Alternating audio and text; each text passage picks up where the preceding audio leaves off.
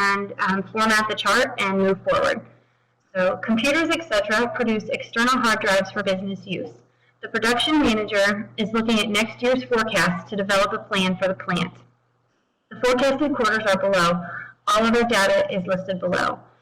The first thing they want you to do is solve for the level forecast method and then determine the total cost. And then after that, we're going to solve for the matching demand method and determine total cost. They do give us directions that in quarters 1 and 3, overtime should be used if needed. And in quarters 2 and 4, outsourcing should be used if needed. And then based on those total costs, we'll determine which option is the best and why. So the demand is given, quarters 1, 2, 3, and 4, and then a bunch of data is given as well. So we're starting off the year with 130 workers. It takes 20 hours for each hard drive to be made. The cost of hiring a new employee is $800. The cost of firing an employee is $950. Each worker is paid $20 per hour. Overtime is paid at time and a half. The outsourcing costs, which we would use potentially in quarters 2 and 4, is $475 a unit. A worker can work 360 hours per quarter with the potential of working 40 hours of overtime if needed. Again, overtime would only be used in quarters 1 through 3. Inventory cost per quarter is $100 per drive. So if there's any stock that's not sold at the end of one quarter, then that next quarter it would cost $100 to store it. You cannot exceed 140 workers. So what that means is the plant is only designed to hold a capacity of 140 workers. If you hire more than that, your production line can't support that many people.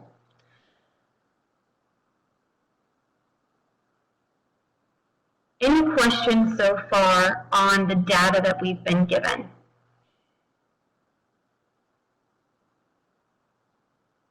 Cheryl, there isn't a dial-in option.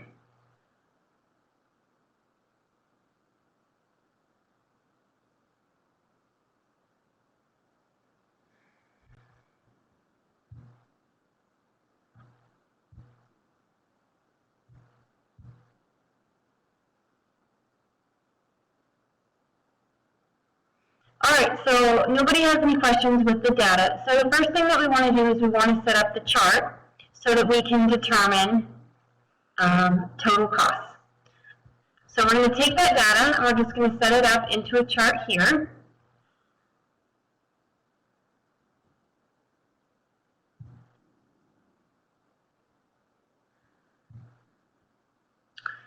So we're going to just fill in the information. So we know right off the bat that our demand is simply exactly what we pulled from the above chart. What we're going to do for level demand, is anybody else's microphone working?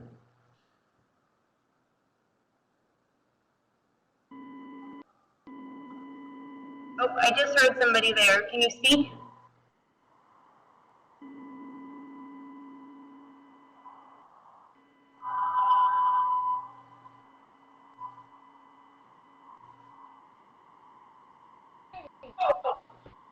Okay, just heard some.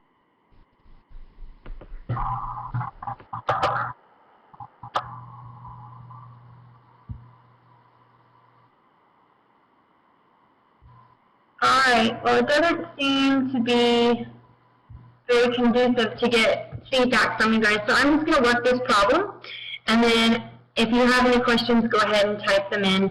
I was hoping that we could have a little bit more interaction where you could answer questions to help me reach the answer, but it doesn't seem like that's going to be a plausible thing.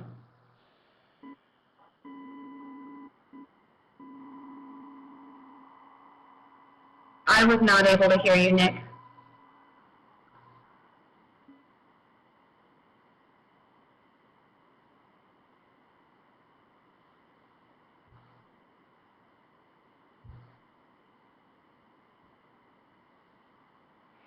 All right, so we've got the demand filled in our chart. This is a similar chart that you guys will probably want to use.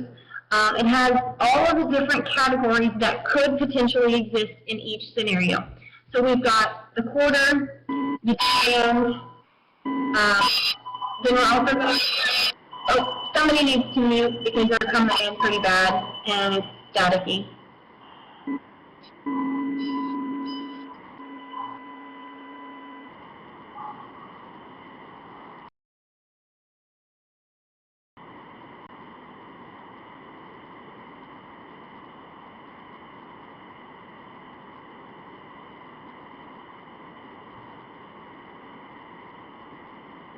Can everybody mute their microphone, please? There we go. Okay. It went away now. All right. So, so the chart starts off with the quarters and demand. We're given that. Production is going to be based on whether we're doing matching demand or level demand. Workers required, obviously, is going to be calculated by how many hours it takes to make a hard drive and how many hard drives we need to complete, which is our production, and that will give us how many workers are needed. We're starting off with 130 workers, so based on what our needs are, we may hire or we may fire, and then of course there's cost associated with each of those. In quarters 1 and 2, or excuse me, 1 and 3, we could have overtime. So our overtime would be put in here by hours, and then of course by the cost. Quarters 2 and 4, we could be looking at outsourcing, of course with the cost. So what I like to do is right off the bat, since I know overtime can't happen in quarters 2 or 4, I like to put zeros in there so that I know right off the bat, if I'm thinking I should be calculating that, I know I'm in the wrong spot. Same thing for outsourcing here. I fill those in with zeros so I know right off the bat that's not an option. Any questions at this point on how I set everything up? Inventory is calculated based on what you have left over at the end of the quarter so far. So if we have leftover items at the end of quarter 1, that is going to be inventory for quarter 2, and the cost is incurred in quarter 2.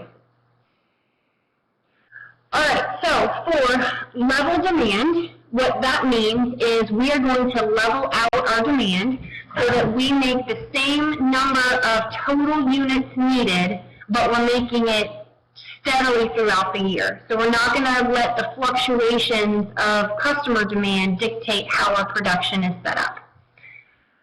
So we want to come up with a total, and then we also want to come up with an average demand. So that is just taking, as you can see here, the average of all of our different demands, and that gives us that average. That average demand is then going to be what our production is each quarter. And of course, you want to total that out just to make sure that your totals of your actual customer demand and your production are the same. So I took the average of my 4 quarters and got 2430. So that means that to maintain a steady level of production, I need to create 2,430 units, or disk drives or hard drives. And that will give me by the end of the year exactly what I need based on my demand. So based on that, I am going to establish how many workers I need. Because my production level is staying the same each quarter, the number of workers I need should stay the same each quarter. So for level demand, I should only be hiring or firing in that first quarter because every other quarter should be the same amount. Any questions so far? Okay, so right now we've got 135 workers that were needed. We're starting off the year with 130, which means that we're going to have to hire. We're going to have to hire. Okay, so there's a question. If our employees can cover demand, what is the purpose of outsourcing? Well, there may be certain times where when you are choosing a level demand, say you're making Christmas trees, but right before Christmas your demand skyrockets, and you think to yourself, man, I can't lose those sales because somebody's not going to wait until February when I can catch up to make those numbers. So in that instance, if you are needing more in demand than your level production can support, you may outsource the production of that. Another situation may be, let's say you're making flip-flops. So when you make flip-flops, you know that by September or October, nobody's going to be wanting them. So even though you could catch up on your production, you're not going to be selling as many. So you need to meet that demand early on, so then you outsource your production if you had to. Same thing for overtime. You'd use overtime to get through those spikes, if you will, if you have a lot of cyclical demand. Melissa, I'm not sure what to do about that. Hopefully you can kind of follow along with what we're doing on the spreadsheet and touch base with a classmate if you have any questions with that, and we can go from there. Or you can email me with any questions that you have, or stop me if you have any questions while we're doing this.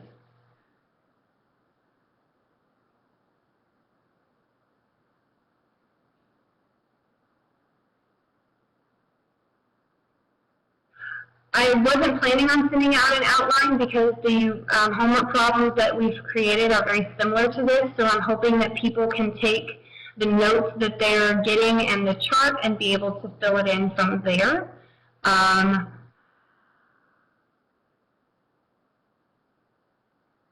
I can put something together. It would probably take me at least another day or so to do that because I have other commitments.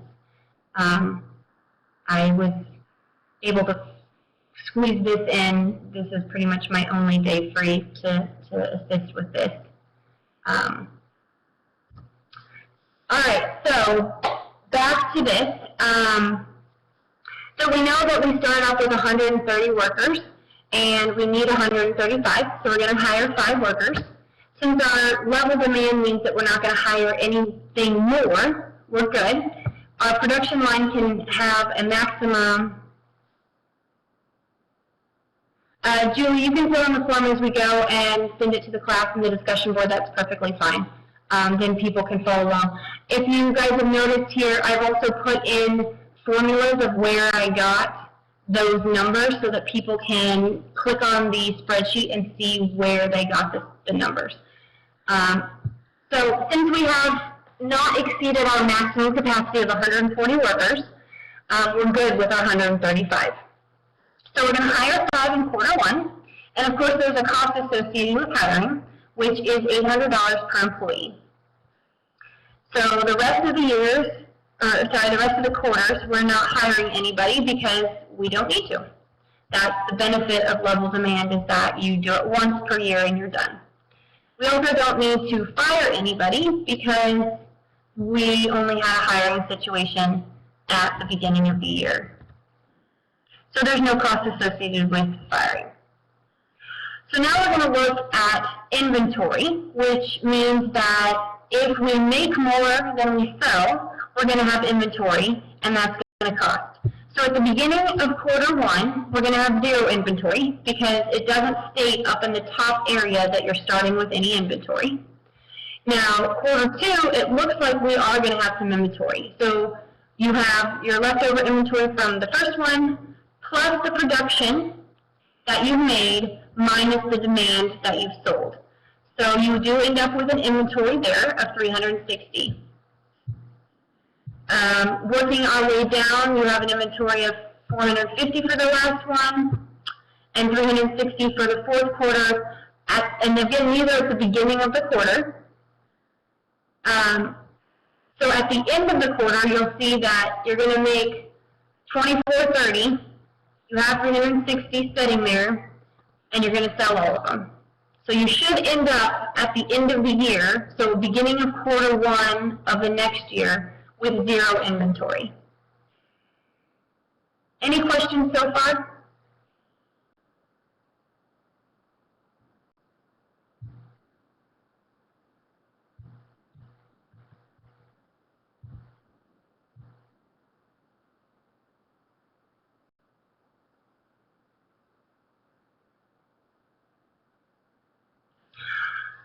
When you turn in your answers for your homework, you can certainly leave them blank. I like to put zeros in there because that tells me that I've already evaluated that column and I know that that's the answer I arrive at.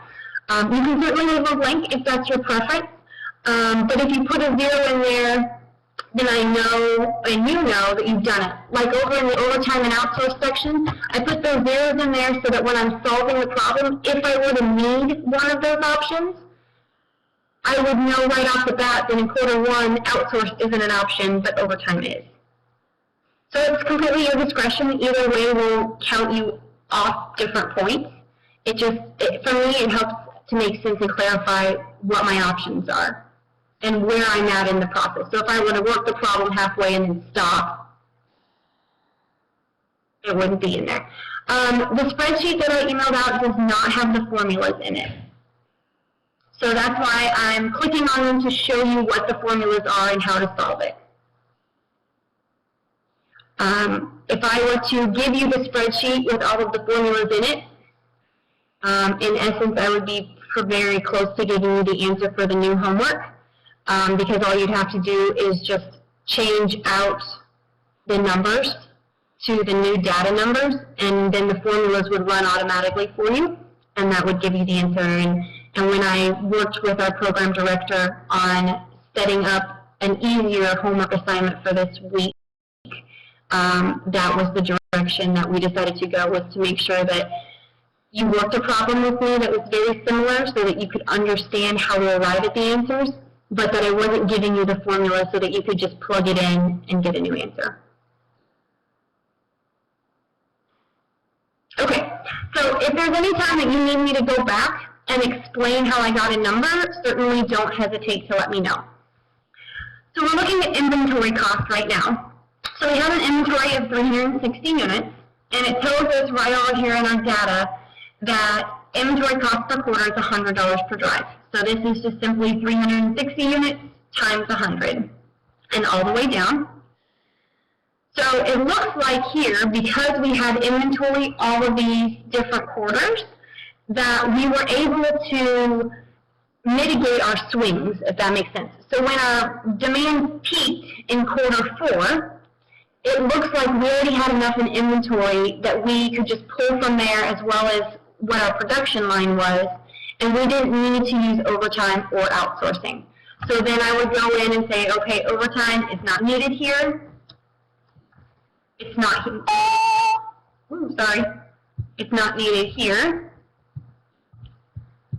So they're good there. And then also outsourcing is not needed any of these times as well, because again, our inventory right here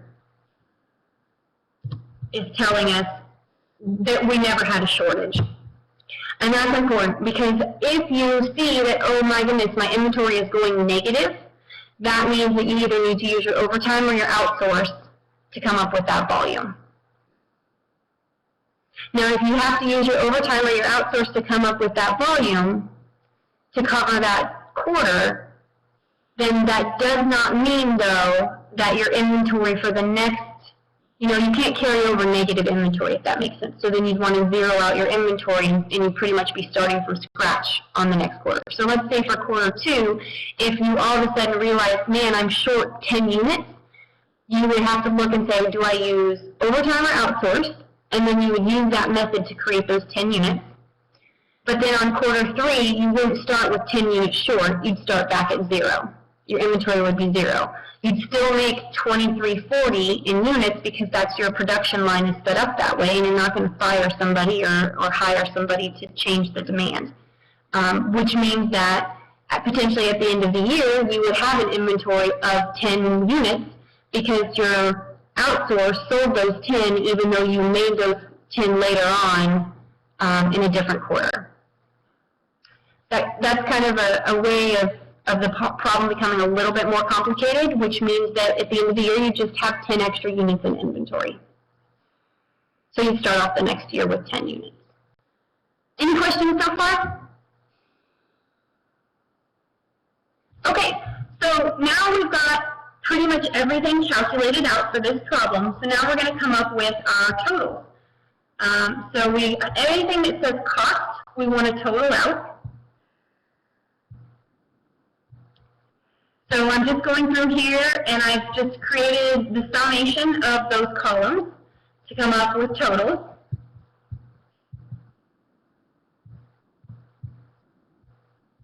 And so then down below, scroll down here, we are going to just pretty much put those costs straight in. So I just pulled those costs straight over from the bottom column here, or bottom row here, into this column. Now for a regular hours paid, we have 135 workers who are working 360 hours per quarter, and they're getting paid $20 per hour. So that is our 135 times 20 per hour times 360 hours. And since we're calculating this for the full year, times 4 quarters.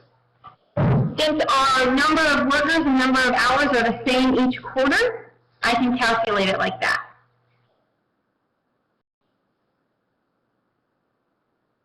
Any questions on that formula?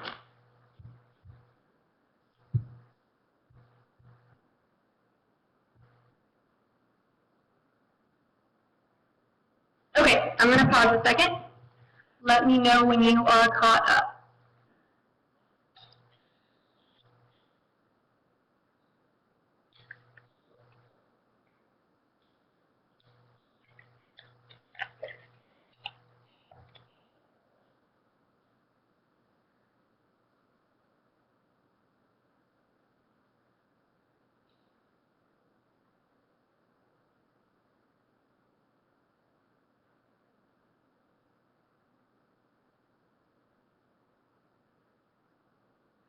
Okay, so the formula for regular hours paid is simply how many workers you have times how many dollars per hour they make times how many hours per quarter they work.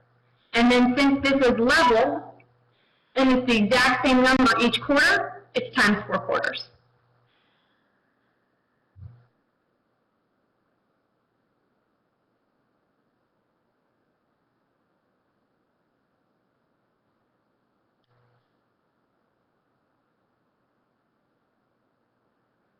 So the number of workers is created by doing this. So we know we have a production need of 240 or 2430, excuse me, and we know that each of those items takes 20 hours to make.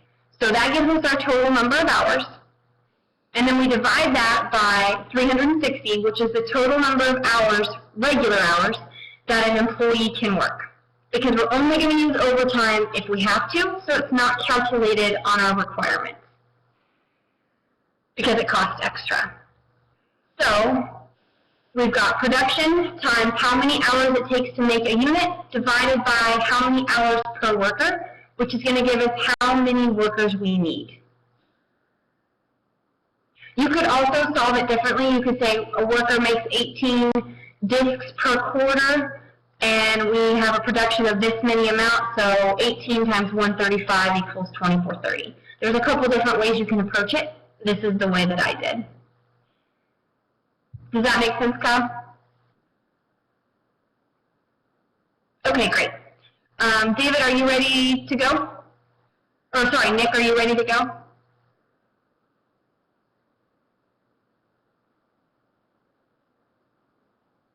Okay, great. All right, so the next thing we're going to talk about is matching demand. So it's a different strategy. What matching demand means is that every quarter that you produce something, the production is going to match your demand.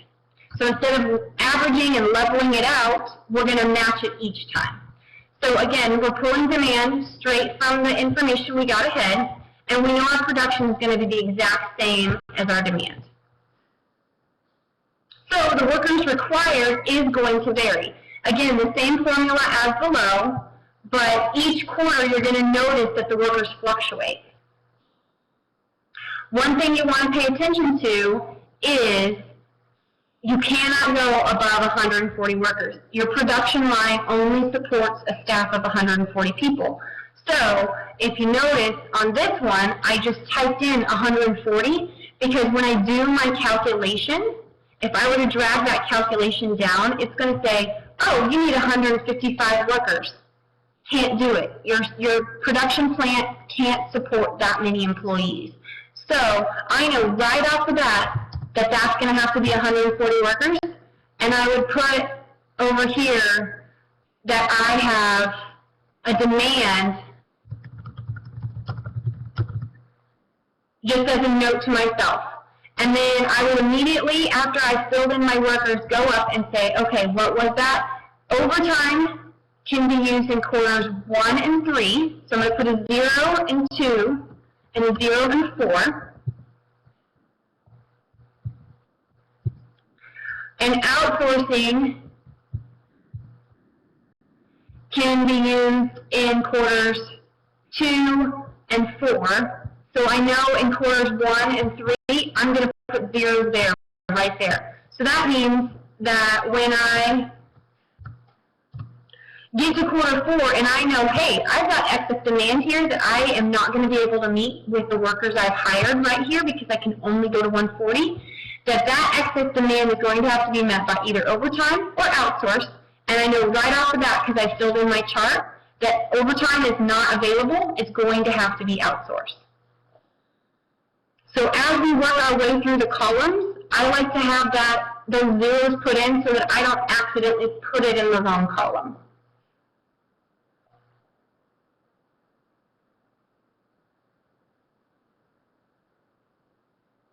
Sure. So I'm going to run through the workers required again. So right now we know that we have 130 workers at the beginning of quarter 1, but our production only tells us that we need 115. The way I came up with that is I took 2070, which is the number of units needed, times 20 hours per unit, and that tells me how many total hours I'm going to need for the quarter to make all those units. And then I divide it by 360 hours, which is how many hours a worker can work regular time. When you're doing staffing, you're only evaluating regular time. You're not thinking about overtime capacity. That's used as like an overflow method, so it's not used in your calculations. So, because each worker can work 360 hours, we now know that 115 workers are needed. So for quarter 2, our demand has gone up. So when we do our calculations, we realize that our number of workers needed is also going to go up. Same for quarter 3. And then like I said, when I solved for quarter 4, it came up with an answer of 155. But in the problem, it tells me that I can only have 140 workers. So I'm just going to type in manually 140, but I'm going to make that note over here that I have excess demand. So that when I get to that excess demand problem area, which is overtime versus outsource, I will know right off the bat that's something I need to go back and calculate and figure out. Does that make sense?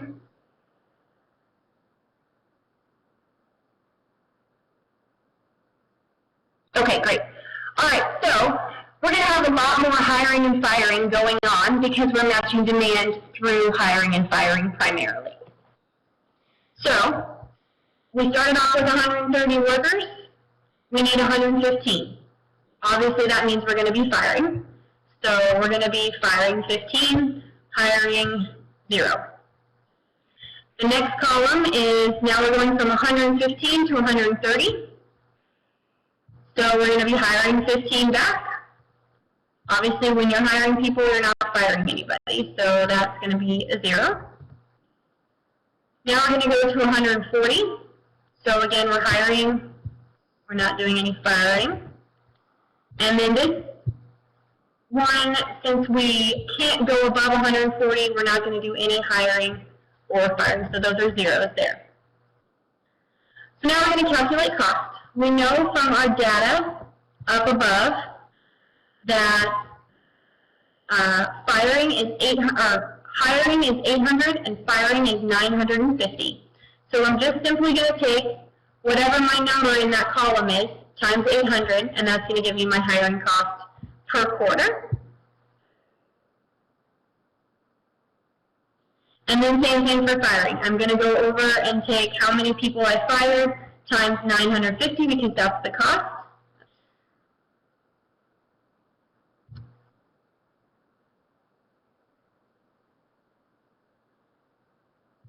and that's going to give me the cost there.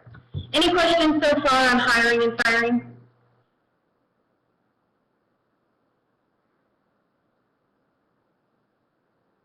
All right, so now we're going to take a look at inventory. It's pretty simple on matching demand that inventory is almost always going to be zero. The reason being, for the exact demand that your customers need, you're producing that amount each quarter. The only time that you're going to have an issue is if for some reason when your actuals come out and they're slightly lower than your production, you may have inventory. But since we're doing forecasting, we are forecasting that we're not going to have any inventory because we're assuming that our demand forecast is correct. Any questions on inventory? All right. So now we know that since we were able to match the demand with our production because we had enough people, except for in quarter 4, quarters 1 and 2 and 3, we know are going to be zeros. The reason being is we were able, with hiring and firing, to keep up. In quarter 4, since in the instructions it says outsourcing, we are now going to calculate out what we have in excess demand. So I'm going to highlight some notes here that I've put in. So we know production of 140 workers is 2520. The way that I calculated that is I did 140 workers, which was given to me as my maximum number of workers right here. I know that they can work 360 hours per quarter. And I know that every 20 hours they spend, they're going to make a disc. So that's how I came up with my 2520. I'll click on that formula again so that you guys can take a note. So how I did that is I knew my max amount of workers was 140. Each worker can work 360 hours per quarter, and it takes 20 hours per disc to make each disc. So that tells me right there that I have 2520 that I can make as my maximum amount. If you wanted to cheat, you could just look up and say, wow, I used 140 workers right here, and the production was 2520. But I like to calculate it out just to make sure I'm doing it right. So the excess demand needing to be made is 2790, which is our customer demand, minus how much we can make standard, 2520, which is 270 units. And then, of course, we know quarter 4 excess demand is outsourced according to the instructions. So I'm going to put in my outsourced column that I have 270 units that I need to be outsourced. I know from my instructions up above that it's $475 per unit to have another company make it. So my 270 units times $475 per unit gives me my cost. Again, all of your costs should be in dollar amounts. Any questions on how I came up with that number?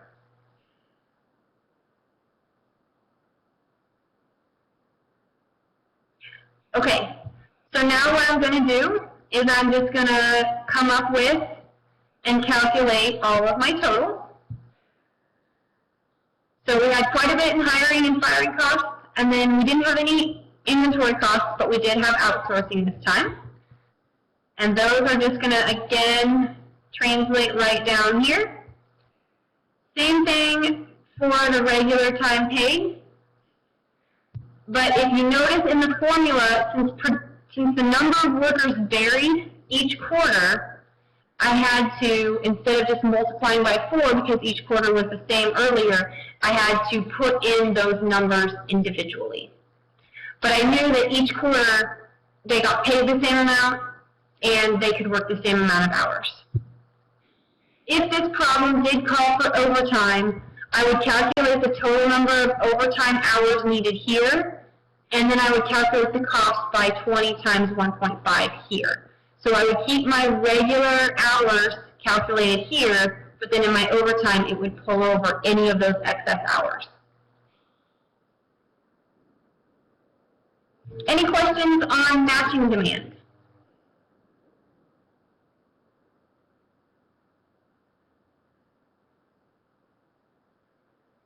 Okay, so then the next step is to take your total, which right here is a little over 4 million, and right here is a little under 4 million, and compare them. And obviously the cheapest option is your winning option.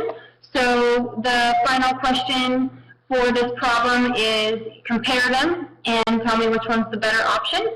So my answer would be I would want to choose matching demand with using overtime and outsourcing, because that provides an overall cost that is lower.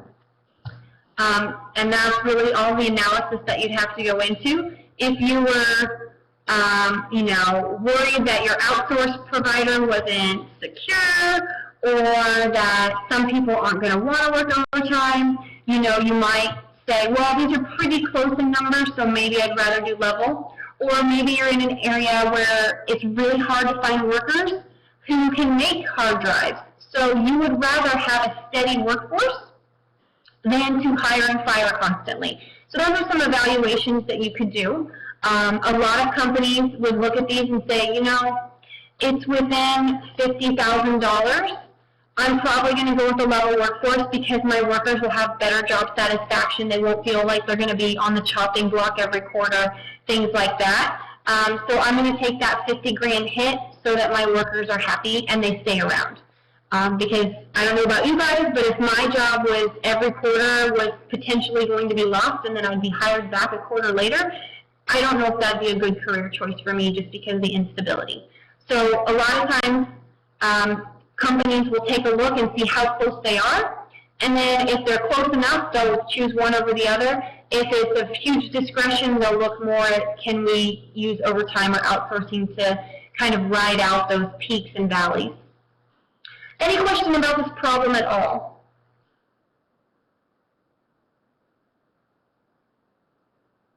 Any formulas or steps that you want me to go over again?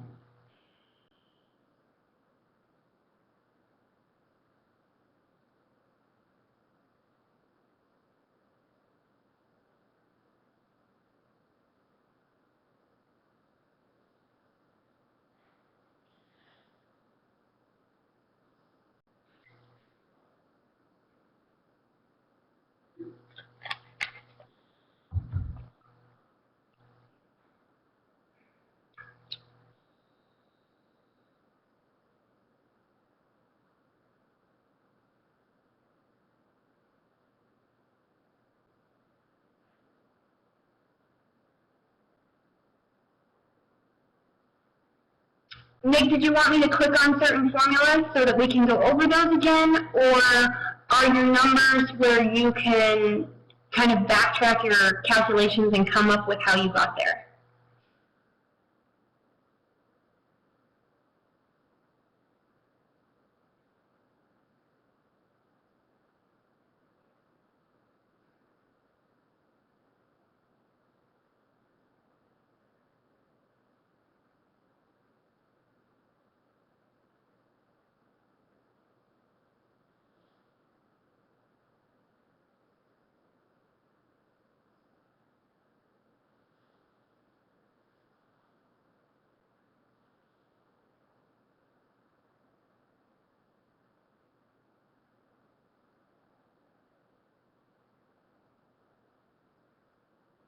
The next problem is pretty simple and straightforward, so if you want me to go back and review any piece of this, that's perfectly fine. We've got time.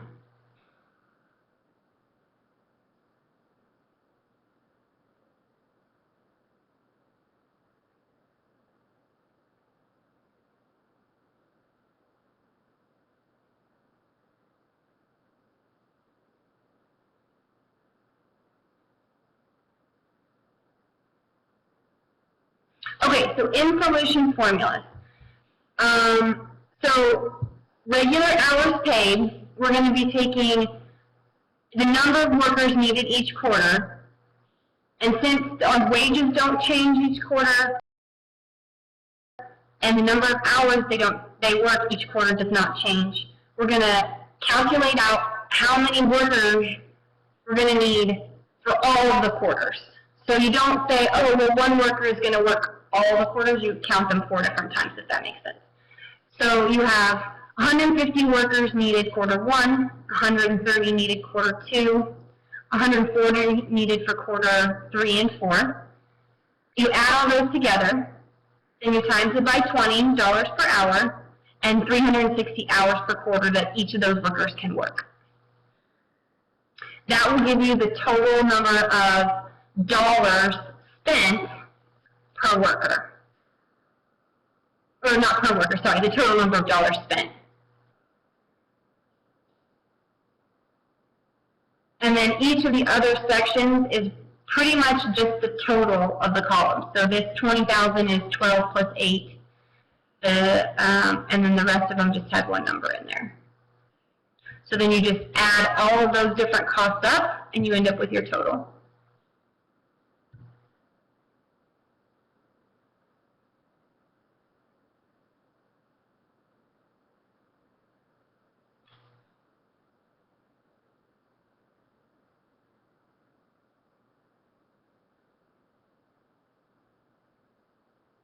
Okay.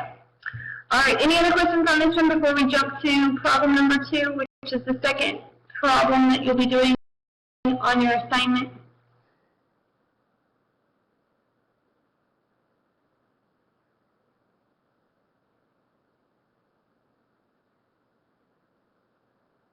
All right, so here's what problem number 2 should be set up similar to. Pretty straightforward, kind of a little bit different. But mainly what you're tracking is a process flow. So it's not a line graph where you have circles and squares and things like that. It's more of a chart to measure distances and times for each step. So I'm just going to create a scenario in my head, and we're going to walk through it. And then it'll be somewhat similar to maybe the scenario that the problem is. And, but you'll get an idea of how to fill out the chart, and that's pretty much the purpose behind it. So we're going to use a doctor's office. So the first thing that you're going to do is you're going to walk up to the receptionist. So because that is a distance, we're going to say you had to walk 10 feet. The receptionist takes your information, and that takes her, to input your insurance card and things like that, that takes her 4 minutes. We're going to come back and fill in the after transfer store display inspect part after we're done with the scenario, if that's all right with you guys. So the information is taken, then she asks you, so you take a seat, and you're waiting. So again, we're going to assume that you're going to wait for 15 minutes. Then you walk back for your blood pressure. So you're going to walk 5 feet to the blood pressure machine. They're going to take your blood pressure. And that takes 2 minutes. Then the nurse puts you in a room so that you're ready to see the doctor, and that's another 5 feet away. You're waiting for the doctor in the room for 15 minutes, and then you talk to the doctor, which takes 20 minutes. Then you walk to front desk to check out, which is probably 10 feet. And you check out, which takes you 2 minutes.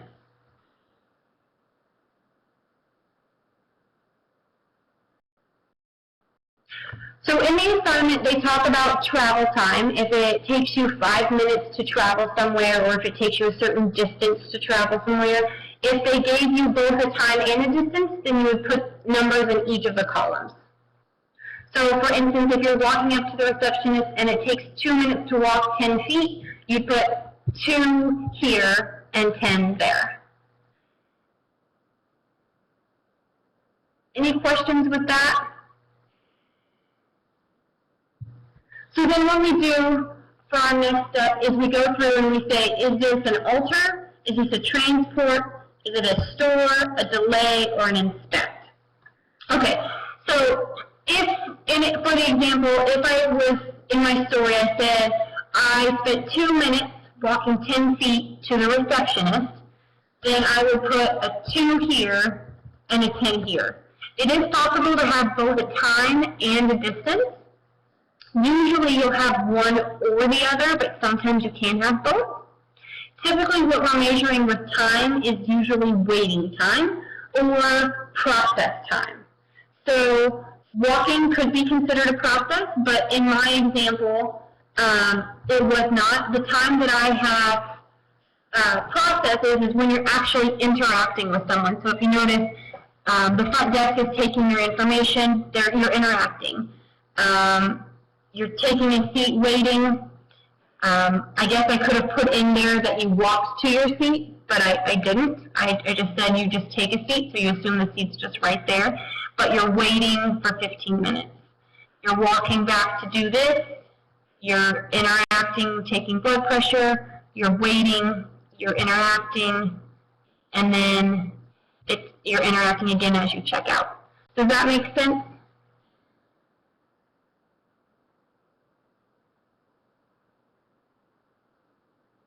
Okay, great. So the next step that I like to do, which I like to break it up into doing this portion first and then going through and deciding which category that it goes into. In my mind, it just makes more sense to get all of the descriptions put in and then all of their times or distances put in, and then deciding where it falls in the process. So we're walking up to the receptionist. What do you think the answer would be there for walking up to the receptionist? Exactly, it's transport. So simply, you just put in a 10 there. So again, that distance is a transport distance. So now the nurse is taking your information at the front desk. Are we altering, transporting, storing, delaying, or inspecting?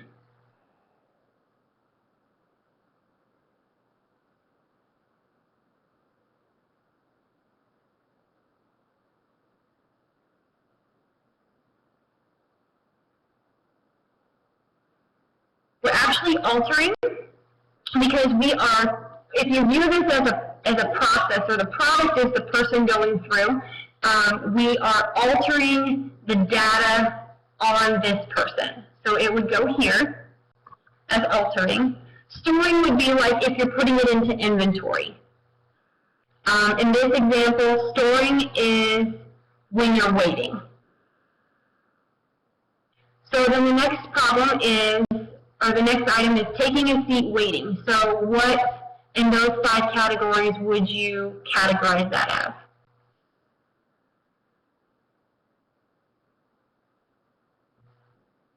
Right, so we're going to put that in storing. So 15 there. You could argue that it's a delay. I would probably give you credit either way if you put it as a delay, because it is holding up the process. Storing, I would say you're probably correct. It's probably more of a delay, whereas storing is holding it for inventory. But sometimes those can overlap between storing and delaying, just as it depends on how you justify it. So I would say if you can argue the point one way or the other, I'd probably give you credit either way as long as what you're doing is logical. Usually for these types of process charts, you're actually following an item through a production line or through a logistics line. No, it's made, it sits in a warehouse, it gets shipped, it goes to another warehouse, it gets shipped, it goes to a store, it sits there on the shelf and somebody buys it. That's going to be a little bit different, whereas the delays would be a delay in production, or a truck breaks down in transit. Those are delays, whereas storing is more inventory type. So since ours is more human-based and not a product, you could argue either way.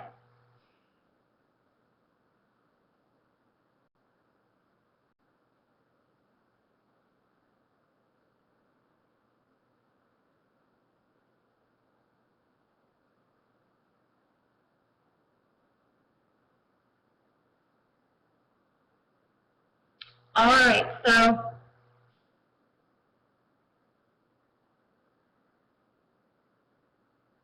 it could be considered like letting paint dry, but typically that is assumed as part of the process, because you assume if you paint, you have to let it dry.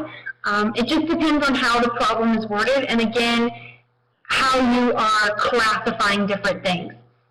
In this type of process chart, like I said, there can be overlap. While you're evaluating things, especially in certain instances like letting paint dry. So as long as you can argue your justification, typically it would be acceptable. Because in the real world, things can be evaluated from different angles.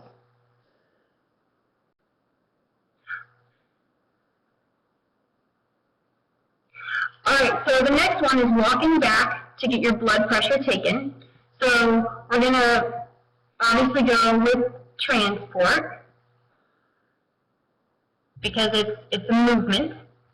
The next one, taking your blood pressure.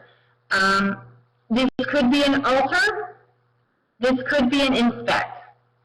It just depends on, again, how you classify it. You're either altering the information by gaining new things, so like as a typical process that you work through, you're gaining one component of the process. When you go to the doctor, you usually get your weight, your blood check, you go to the doctor, you talk to them, and then you're out the door. So it could be like a step in where if you're, I don't know, building a watch, that you're putting the faceplate on the watch. Or it could be an inspection because, again, they are inspecting how your blood pressure is doing. They are checking for defects, which is part of the inspection process. So for this example, which, again, I'm sorry I kind of picked a bad example because there's a lot of gray area here, it could be alter or it could be inspect. So we'll go ahead and just put it under inspect just because that column is empty. And by the way, many times processes may not have all of these things in it. You may not have a delay. You may not have where you store inventory. You may not have an inspection process. Usually you're going to always have an alter or a transport. Nurse puts you in a room. That's pretty easy. That's transporting. You are waiting for the doctor. I would say that's probably a delay because the doctor could be 5 minutes. They could be an hour. That's just delaying the progress. You talk to the doctor. I would say that in this instance, that's probably going to be an alter because that is the main component of your visit, is to speak to the doctor to either have your physical done or to diagnose something. So that is a main adjustment to the process. So we put that in here. Walking to the front desk is, again, transporting the product, which is you. And then checking out could be where you're inspecting the bill, you're getting your prescription if needed, or it could be altering because, again, you're finalizing the process steps. That's the last step in moving forward. So it just depends on, again, how you're viewing the problem. Oh, sorry, nope, I meant to type in 15. I'm sorry. So we'll put that 2 here under the final altering step. And then at the end of the scenario, you usually want to total out your column.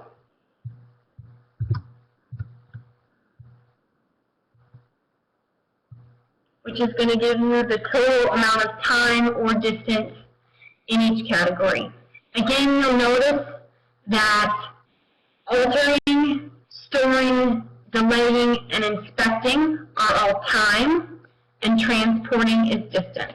It's a good way to double check yourself to make sure that anything that's distant, very, very, very likely it should be in transporting. I can't really think of an instance off the top of my head that a distance would be involved with any of those other categories.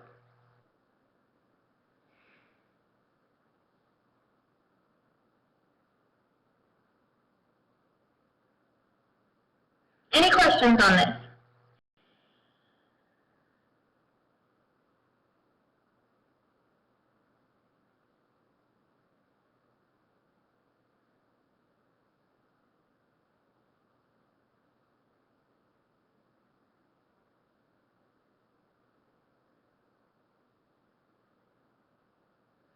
Good. I'm glad that this session was helpful. People do process charts very differently. Some people do the circle versus square, where circle means that it's usually a time, and square means that it's an action or a distance. You could do it that way. I would give you credit if you did it that way, as long as you could differentiate between if it's altering, transporting, storing, delaying, or inspecting. So you could do it that way. If you wanted to create that type of chart, as long as it was labeled correctly, I would give you credit. But at least in my brain, this is a simpler format that comes up with the totals and the calculations a little bit easier. But I'm definitely more of a chart type of person myself. There could be times where you'd measure distance in time. Instead of in feet, you could say the distance took you an hour, or you know, transporting something takes 8 hours. And to determine labor hours, you need to calculate the amount of time rather than distance. Yes, you certainly could. For instances like this process chart where you're not going that in depth, typically it's not that detailed. But you certainly could if you had data and you wanted to break it down differently, you could justify doing it either way. For the problem that you'll be answering for your homework, I don't think it's going to go that in depth. It's just mainly understanding or making sure you understand that you know each of those 5 categories and how to break out a process step by step and categorize it. Any other questions on the homework so far for this week?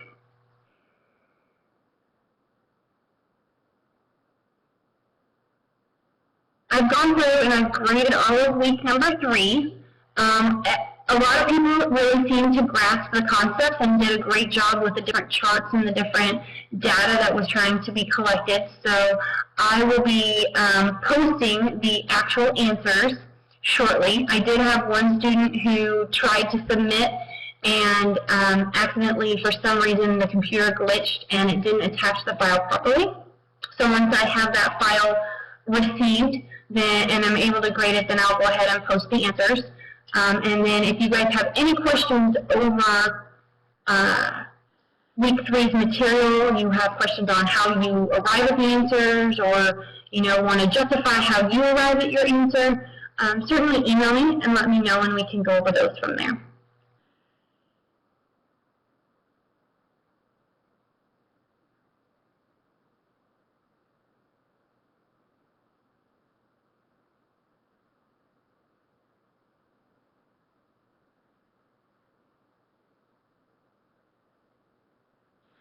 Julie, I know that you had said that you were potentially going to be posting the spreadsheet, but you don't put any formulas in. The way that I was able to work with the program director again with coming up with a simpler solution was that I would not be providing the formulas. You can certainly provide the chart and a little bit of the background feedback, but my goal is not that one person would post the formulas so that people can just plug in the numbers and arrive at the answers, that they actually have to use the thought process to come up with the answers. So by all means, go ahead and do that. I had planned on posting the little chart, if you will, if you guys would like, or if you kind of created it on your own, that's fine. I can go back to that other spreadsheet if you have any further questions on how to do those problems. We certainly can go over them. I have a little bit of extra time if you guys would like to. I want to make sure that you understand this because this is definitely something that we will build upon, as well as if you do decide to go and get your MBA, this is one of the classes that extensively goes over things like this. So I want to make sure you've got the grasp of it.